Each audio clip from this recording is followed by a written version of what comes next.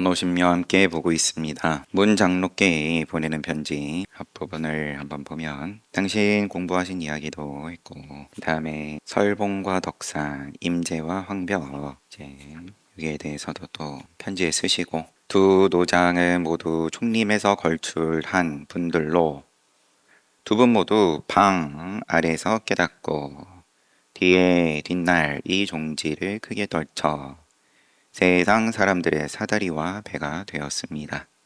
학인들은 마땅히 이 일을 돌이켜 생각해 봐야 합니다. 이것이 어찌 거칠고 천박한 것이겠습니까? 오늘 볼 부분 노조의 노조보운 납승들을 보면 다만 면벽을 했을 뿐입니다. 누가 찾아오면 그냥 상대도 안 해주고 그냥 벽 보고 앉아 계셨다. 그런데 남전보원이 이것을 듣고 이르기를 내가 어떤 때 말하기를 부모 미생전을 참고해서 얻었다 해도 부모로부터 생하기 이전 도리가 뭐냐, 참고해서 얻었다 하더라도 오히려 하나나 아니면은 반쪽도 얻지 못한 것이다 라고 했는데 그가 이렇게 참고하면 노조가 그냥 벽보고 앉아있는 걸 수행이라고 하고 있으면 나귀해까지 해야 할 것이다. 우리 시비간지에 없죠. 당나귀띠는 평생 해도 안 된다. 그렇게 해가지고는 두 노작은 자취를 함께하고 눈썹을 나란히 해서 지유를 모르는 분들이 아니었는데 무엇 때문에 이렇게 말씀하셨을까요? 그러면 이제 공부를 몰라가지고 벽 보고 앉아서 시간 보내는 거라고 생각을 해서 이런 말씀하신 게 아니라 두 분이 그러면은 전사가 이미 서로 인정한다, 서로 선지식임을 아는 입장에서 이렇게 그러면 시비를 한번 일으킨 셈인데 무엇 때문에 이렇게 말씀하셨을까요? 모름지기 노조의 문이 끊어진 자리, 면벽한 자리를 참고해서 알아냈습니까? 노조의 절문처를 참고해서 알아냈습니까? 만약 알아냈다면 물을 물에 붓는 것처럼 남전을 친견하게 될 것입니다.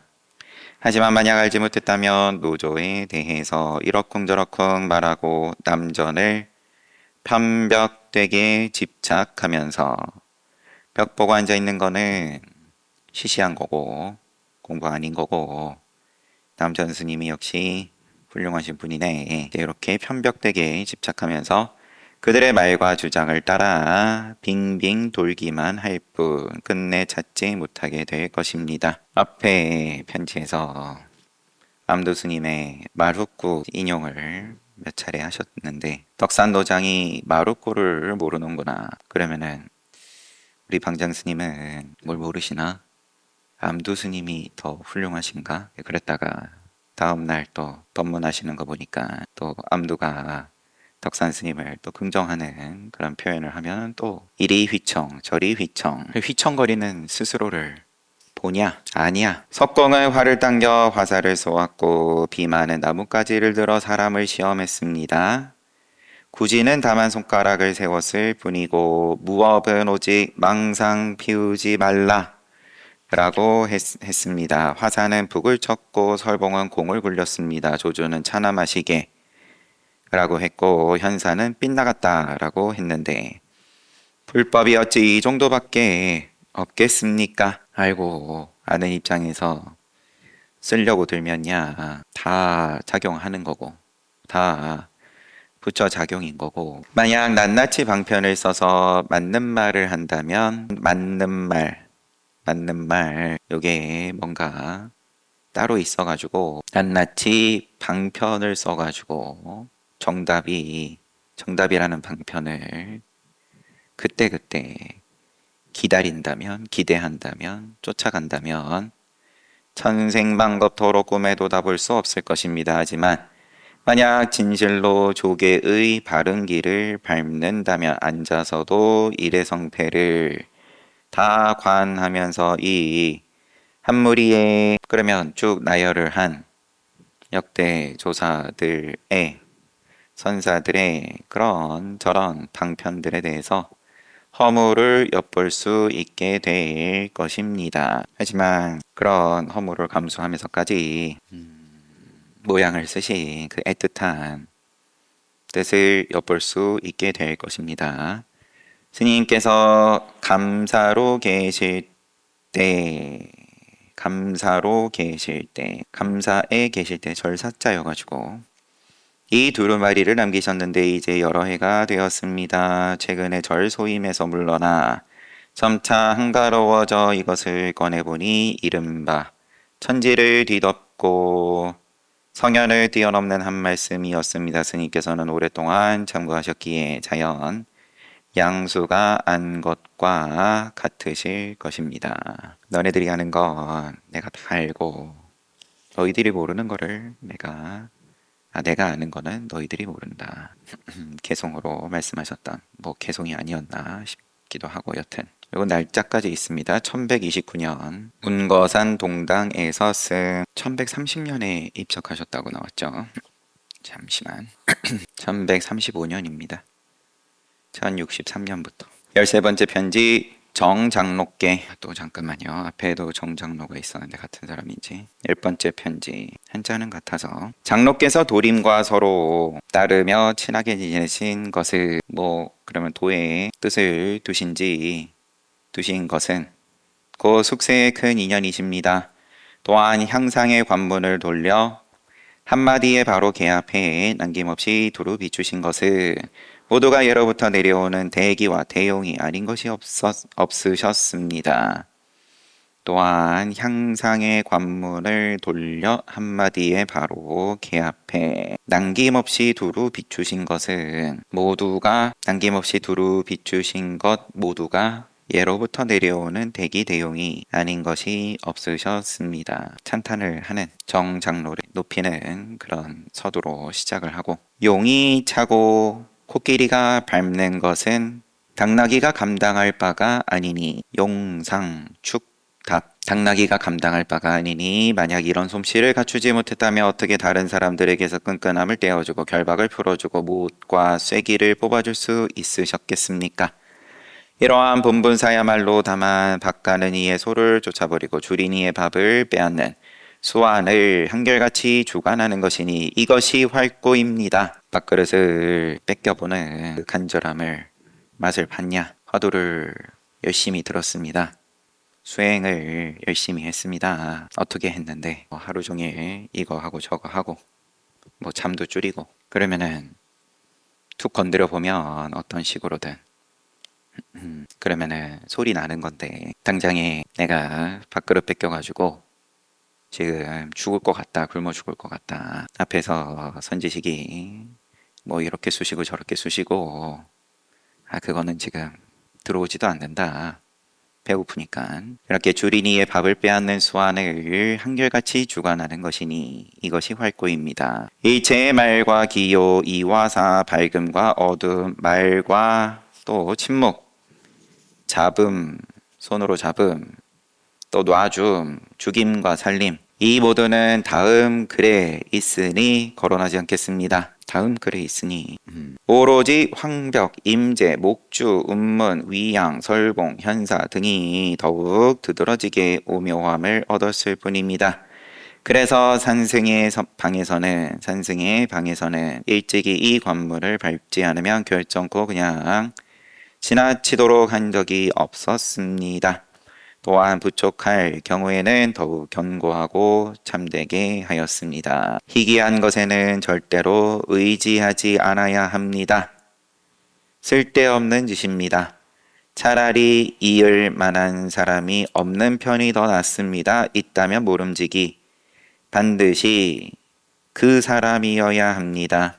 기중인 그 사람이어야 합니다. 이와 같이 머리끝부터 발끝까지 통째로 삿된 것을 용납하지 않는 그렇다 하더라도 이와 같이 잘 재련이 된 입장 이으면은 이어주는 거고 그렇지 않을 것 같으면은 없는 편이 더 낫다. 간단하게 짧게 끝났어요.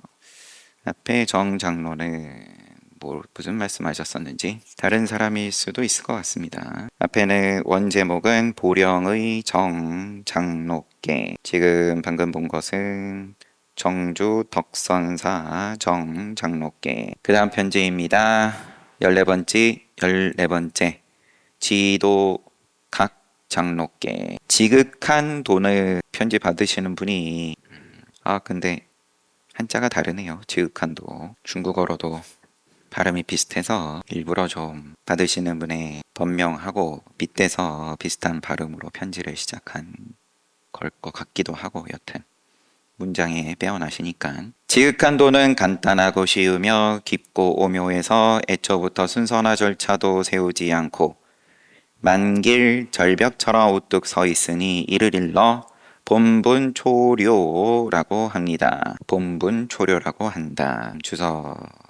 인간 본래의 모습으로 돌아가게끔 하는데 쓰이는 먹이다. 하긴을 우마 소나말의 스승의 지도를 비유한 말, 초료의 본분의 먹이다, 사료다. 이런 까닭에 마갈타에서는 방문을 닫아 바른 법령을 시행했고 비아리에서는 침묵으로 근본 종지를 높이 들었던 것입니다. 주석을 보겠습니다. 선문염송. 세존이 어느 날 문수가 문 밖에 서 있는 것을 보고 말했다. 문수여 어찌하여 문 안으로 들어오지 않는가? 문수가 저는 한 법도 문 밖에 있는 것을 보지 못했는데 무슨 까닭으로 저를 문 안으로 들어오라 하시는 것입니까? 다시 편지로 돌아와가지고 처음부터 다시 보면 지극한 도는 간단하다, 쉽다. 그렇지만 또 깊고 오묘하다. 애초부터 순서도 없고 절차도 없다. 만길 절벽처럼 우뚝 서 있다. 지극한 도는 이를 일러서 본분 초료라고 한다. 이런 까닭에 마갈타에서 방문을 닫아 바른 법령을 시행했고 비아리에서는 침묵으로 근본 종지를 높이 들었던 것입니다. 하지만 본분 작가가 있었더라면 더욱이 그냥 지나치지 않았을 것인데 선지식이 있었으며 하물며 어떻게 오묘하고 그윽한 것을 다 겪고 나서 마음을 말하고 성품을 논하겠습니까? 살에 달라붙은 속적삼을 입고 끈끈하게 달라붙은 것을 벗어서 떼어내지 속적삼, 이걸 어쩌지를 못해가지고 자기의 그러면은 분별을 번뇌를 벗어서 떼어내지 못한다면 더더욱 낭패를 보게 될 뿐입니다. 이것은 소실과 조계의 달마와 또 육조의 가풍이나 규범과는 아주 다른 것입니다. 임재와 덕산의 기량은 뼈를 발라내는 듯하고 용이 날고 범이 달리듯 하며 땅이 구르고 하늘이 돌듯 했습니다. 또한 이들은 대단히 경쾌한 사람들이어서 결코 진흙탕을 끌지 않았습니다. 경쾌한 사람들이어서 결코 진흙탕을 끌지 않았다. 근데 제자인 대종고 스님은 즐겨 쓰신 표현이 물속에 들어가고 진흙에 들어가고 눈높이를 한껏 낮춰가지고 사람들을 깨달음으로 이끌어야 되지 않겠냐, 이렇게 다그치거나 아니면 또 스스로에 대해서 그렇게 어찌 가만히 두고 볼 수 있냐, 묵조의 무리들을. 여튼 예로부터 크게 통달하고 크게 깨달은 사람은 극지처, 지극한 곳 최고의 경지, 극지처, 극치처 확실하게 꿰뚫자마자, 예로부터 크게 깨달은 사람은 확실하게 꿰뚫자마자 마치 날새고 수려한 매가 바람을 유혹하고 해를 번뜩이며 등으로 푸른 하늘을 문지르며 나는 것처럼 바로 그 자리에서 꿰뚫고 벗어나 하루 종일 털끝만큼이라도 막히거나 간격이 없이 말고 펴고 잡고 놓아주기를 자유자재로 하였습니다. 또한 성인의 지위에는 더욱이 머무르려고도 하지 않았는데 어찌 범부에 처하려 했겠습니까? 가슴속을 텅 비워 구금을 포용하고 받아들였고 한 줄기 풀을 장육금신으로 쓰고 장육금신을 한 줄기 풀로 쓰기도 했습니다. 장육금시 부처님의 몸을 이르는 말이다. 예로부터 그게 통달하고 그게 깨달은 사람 계속 애초부터 뛰어나거나 열악함, 취하거나 버림 없이 오직 활발하고 뛰어나게 상대의 능력에 따라 이끄는 것에만 참여했습니다.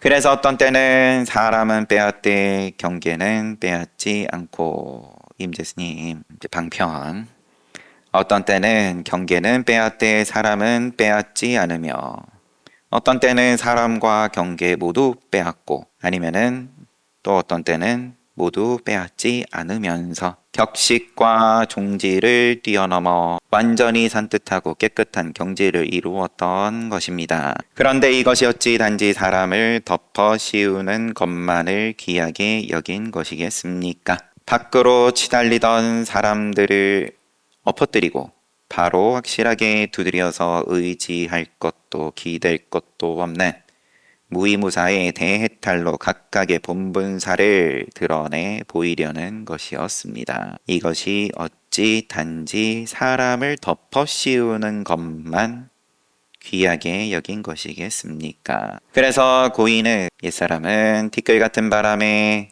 풀이 움직여도 그에 앞서 먼저 알았고 털끝만큼이라도 나오기만 하면 바로 베어버렸던 것입니다. 그런데 아직 하나나 반쪽도 얻지 못했으면서 어찌 피차간에 풀 속에서 역시 그러면 분별망상에서 구르면서 서로를 이끌어 줄 수 있겠습니까? 얼마든지 그러면 털끝만큼이라도 바로 베어버릴 수 있는 입장에서 방편으로 그때그때 따라서 사람과 경계를 다 용납하지 않고 내지는 사람과 경계를 얼마든지 그대로 함께 어울리면 어울리고 선지식의 입장에서 그러면은 씀에 있어서 방편을 씀에 있어서 뭐 이렇게 하든 저렇게 하든 어쨌든 귀결점은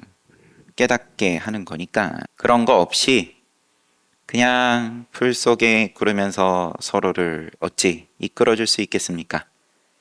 기관을 이리저리 따지고 가려내서 고정된 틀을 만드는 것은 세상 사람들을 매몰시키는 것이며 방편으로서가 아니라 뭐 본인이야 방편이라고 착각을 하겠지만 그렇지만 상대가 그 결과로서 조금이라도 위무사의 대해탈로 나아가지 못한다면 본분사를 드러내 보이는 것이 아닐 것 같으면 그러면은 세상 사람을 매몰시키는 것이며 눈을 뜨고 침상에 오줌을 싸는 짓임을 분명히 알아야 합니다. 눈 밝은 사람은 결코 이런 주장을 하지 않습니다. 대장부의 의기는 무리들을 놀라게 하니 모름지기 임재의 근본 종지를 바르게 이어서 일할과 일방, 일기, 일경에 분명히 끊어버려야 합니다. 보지 못했습니까? 취모검을 다 썼으면 급히 갈아두라고 한 것을 말 그대로 털끝만큼도 용납 안 하는 다 잘라버리는 검인 건데 취모검이면 지도의 각 장로께 지극한 돈은 이러이러합니다. 본분의 일을 위한 먹이다. 이걸 가지고 편집받는 지도 각 장로를 굳이 더듬지는 않고 넘어가겠습니다. 15번째 축봉 장로께 부처는 다자탑 앞에서 일찍이 자리를 반으로 나눴고 달마는 총령의 서쪽으로 한 짝의 신을 들고 홀로 갔습니다. 또한 임재는 눈먼 나귀를 가지고 해연에게 분부했고 입적하시는 자리에서 주석을 보면 선사가 임재스님이 열반할 때 자리에 앉아서 내가 멸도한 후에 나의 정법안장이 없어지지 않도록 하라. 삼성의 원스님이 어찌 감히 스님의 정법안장을 없앨 수 있겠습니까? 그러니까 임재스님이 그러면 이후에 누가 그대에게 물으면 뭐라고 말할 거냐? 누가 나의 정법안장에 대해서 물으면 넌 뭐라고 대답할래? 알려줄래? 그러니까 삼성이 할, 임재스님 늘 할 하셨으니까. 그러니까는 임재선사가 나의 정법안장이 이 눈먼 나귀한테서 없어질 줄 누가 알았겠는가? 그러고는 열반하였다. 이놈이 다 끊어먹었네. 눈먼 나귀를 가지고 혜연에게 분부했고 협교는 청산을 의지해서 낙포에게 맡겼습니다. 또 주석을 보면 협교는 협산선해를 뜻한다. 낙포는 낙포원한. 협산이 인멸하려 할 적에 대중에게 말했다. 석두에 한 가지를 살피고 살펴라. 석두 이천. 우리 그러면 조상님의 스승의 한 가지를 살피고 살펴라. 그러면 곧 사라지리라. 그러니까 포원하니 그렇지 않습니다. 어째서? 스스로 청산이 있기 때문입니다. 잠시만요. 스스로 청산이 있기 때문입니다. 자유청산제. 만약 그렇지 않다면 나의 돈은 무너지지 않으리라. 죄송합니다. 만약 그렇다면 나의 돈은 무너지지 않으리라.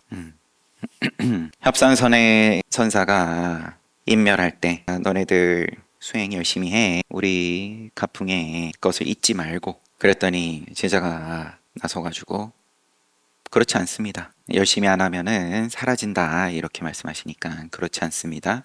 어째서? 스스로 청산이 있기 때문입니다.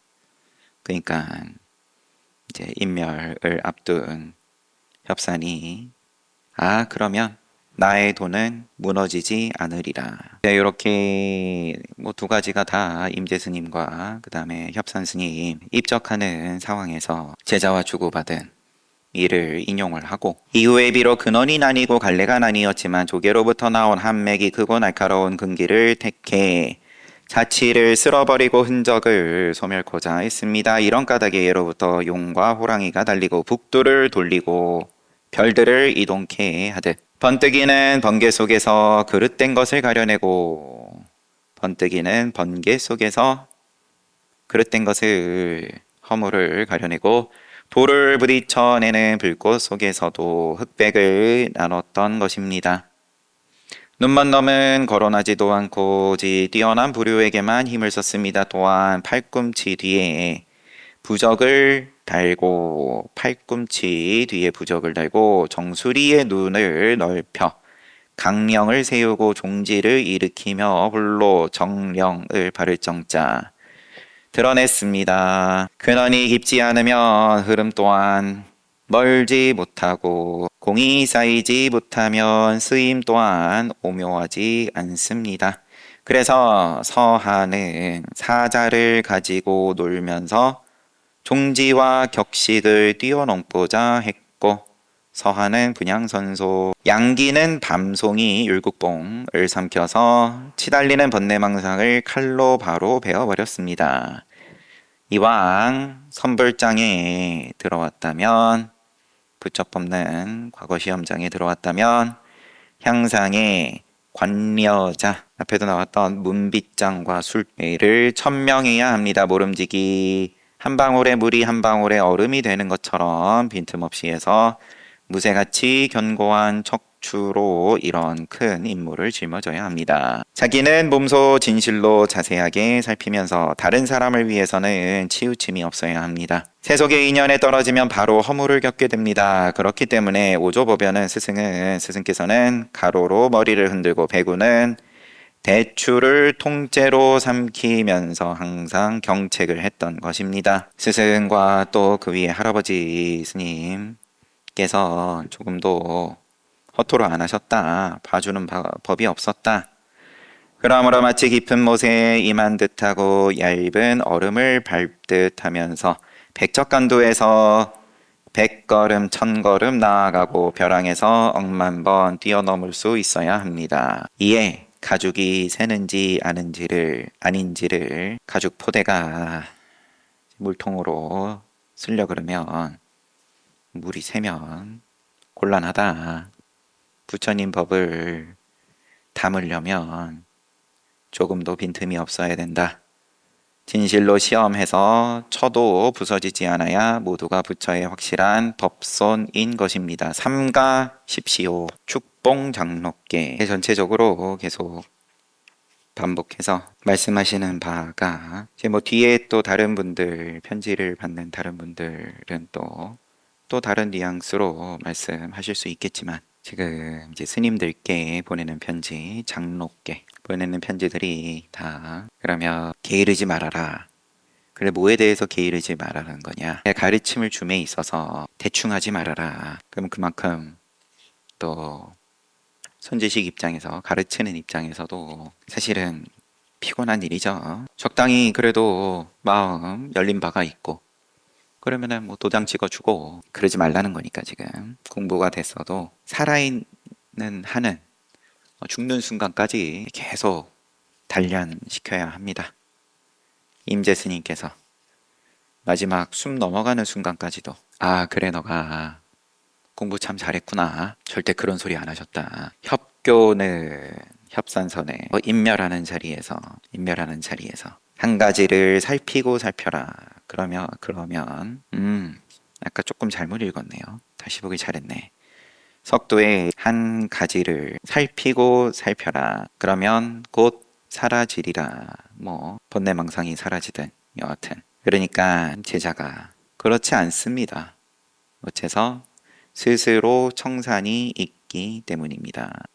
나무의 한 가지를 스승이 얘기를 하는데 그걸 받는 제자는 뭐 산이 통째로 청산인데 뭘 가지를 하나 챙기고 말고 그러십니까? 그렇다면 나의 돈은 무너지지 않으리라. 이거는 뭔가 원만하게 헤어질 때 서로 좋은 얼굴로 좋은 말로 헤어진 걸로 보이기는 하지만 여하튼 경우는 제자가 오히려 그렇지 않다고 스승의 말에 그러면서 자기의 어떤 뜻을 드러내고 앞에는 정법안장이 끊어지지 않게 하라는 임재스님의 말에 삼성혜연 스님이 보여주는 모습이 그럼 스승이 쓴 법을 그냥 그대로 똑같이 하니까 뭐 그렇다 하더라도 서로가 서로를 표현하자면 인정을 하는 입장에서 이렇게 모양을 쓰고 그럼 중요한 거야 당연히 그거를 구경하고 있는